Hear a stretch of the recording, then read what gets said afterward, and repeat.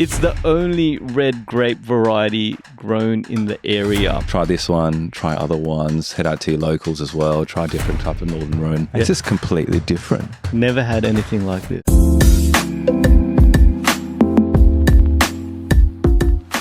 Today we're going to find out if Northern Rhône Syrah is worth the hype. I'm Jason. And I'm Trent, who are on an unapologetically unprofessional, unfiltered wine journey with saying, Jace. Our saying is drink more, try more, learn more. And don't forget to like, comment, and subscribe. Northern Rhône Syrah. I'm a virgin at it. Have you had a Northern Rhône Syrah before? I don't believe I have. Yeah, so we're both virgins. Is that what we're saying? I've heard a lot about it. Yeah. I've seen a lot on the gram as well. Yeah. But I'm very curious today. I'm very excited as well. Is it worth the hype? We need to find out. We did talk about the Northern Rhône whites. We did an episode on that. And I don't really want to rehash that, but we do know Northern Rhône, it's kind of got this steep granite soils. It's got a continental climate, so very cool during winters and warm during the summers. In addition to that, the thing about that is there was also those mistral winds that can help cool down the area. So it's helping retain that good balance of acidity and freshness. So I do want to touch on Syrah specifically. What is Syrah, though? I'm in Australia. I need a Shiraz. Yeah, that's right. But originally, Syrah was the grape variety of the original name. And so I want to share with us the Wine Nuts Fast 5 facts about Northern Rhône Syrah. Yeah. Did you just do your own side effects? Because we can't afford to do sound effects in our episode. So number one, I want to talk about Syrah. It has a monopoly in the Northern Rhône. So it's the only red grape variety grown in the area.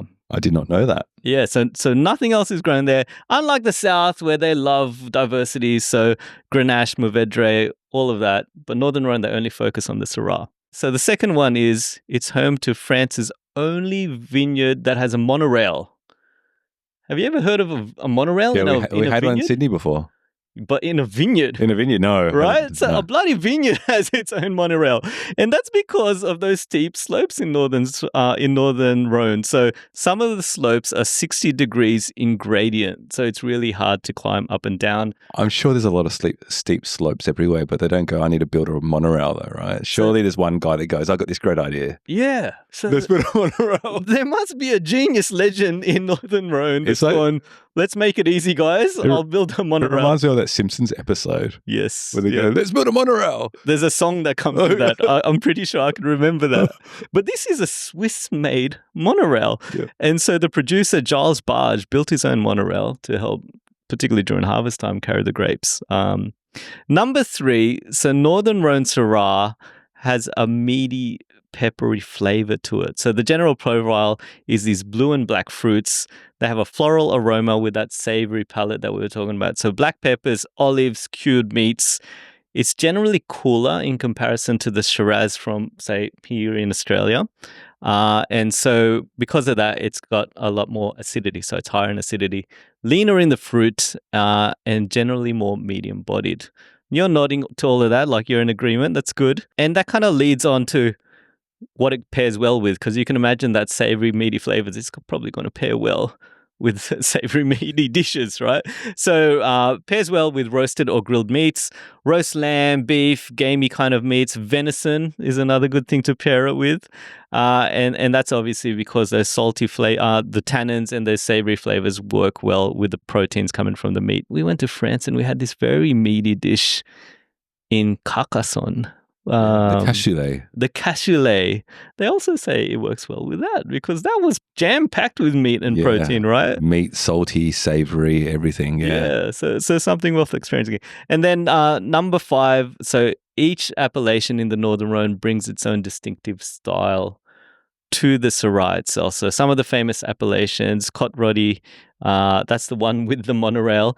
So that style is actually blended with Viognier, 3 to 5% in some cases and up to 20% in other cases.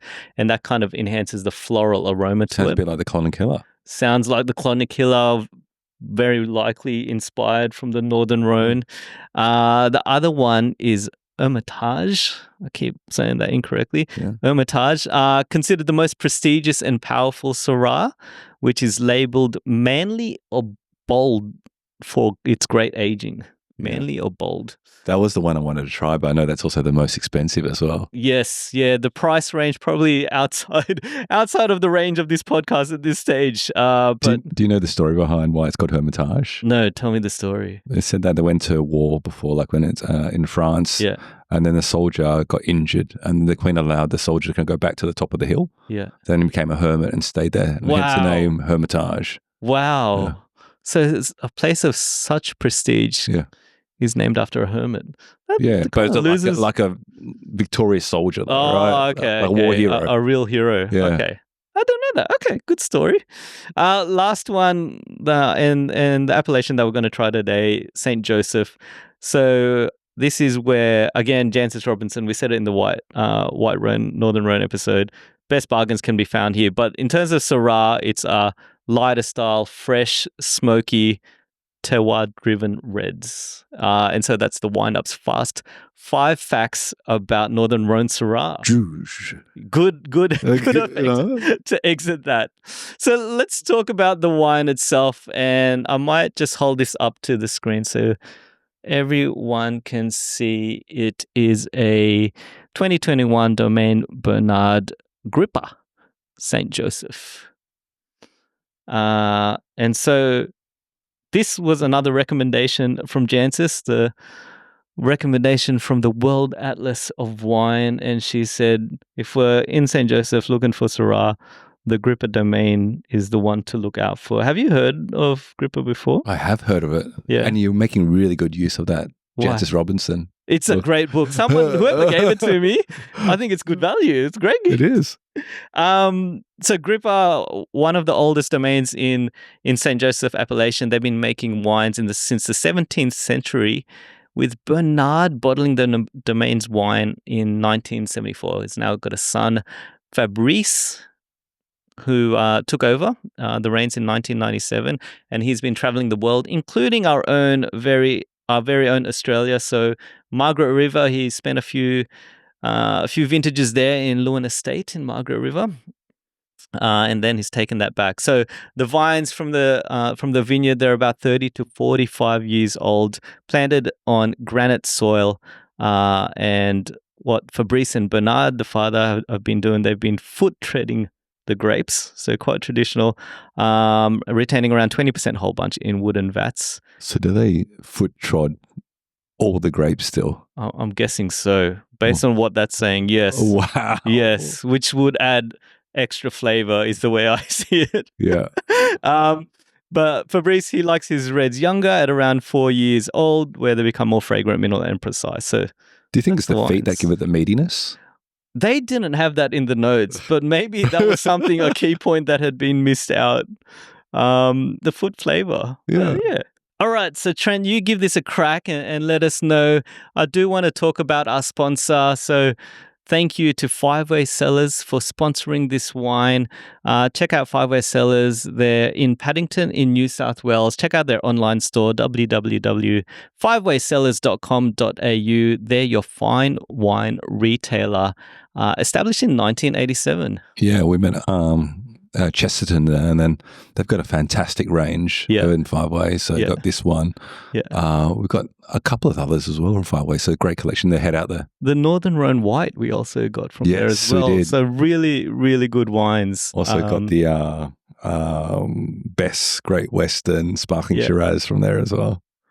Pedro Jimenez as well. We got a Pedro from there as well. Go check out Five Way Cellars. Definitely a great range there. And so you tried the wine. What are your thoughts? You saw me before when you were saying through the kind of characteristics around kind of Northern Rhône Syrah. And the reason why I was kind of nodding my head is like tick, tick, tick, tick. Like we tried this about half an hour ago, and the first thing I go, bacon fat. And it's like smoky bacon fat. Then I said, it's like the French kind of saucisson, the kind of like hung kind of dried meats as well. Yep. That came through.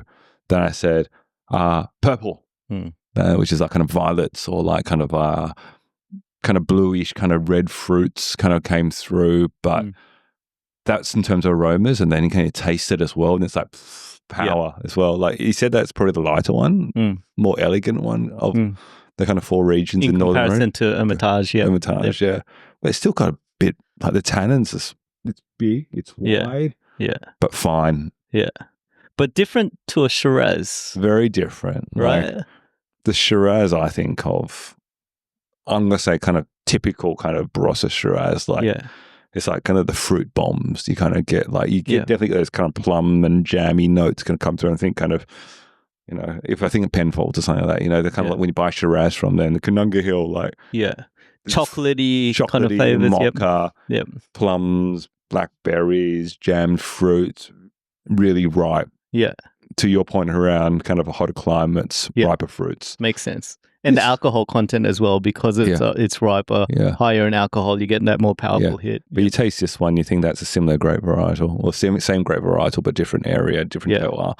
It's just completely different. Yeah. It's completely different. Like, never had anything like this. I love bacon fat. Like, you know, when you're cooking like the bacon eggs in the morning, I got that. Like, it was just like straight out of the glass. It's kind of jumped down, go. Yeah. I couldn't stop smelling it. Yeah. It was the first thing that you did say. And I agree with everything that you're saying there. I think like the savory notes of this really come out, which is again different to quite like the general Aussie Shiraz that you'd be getting out there. I think it's that savoriness and that saltiness. There's a bit of saltiness. We talked about, you know, that olive kind of flavor, but it's got that hit to it.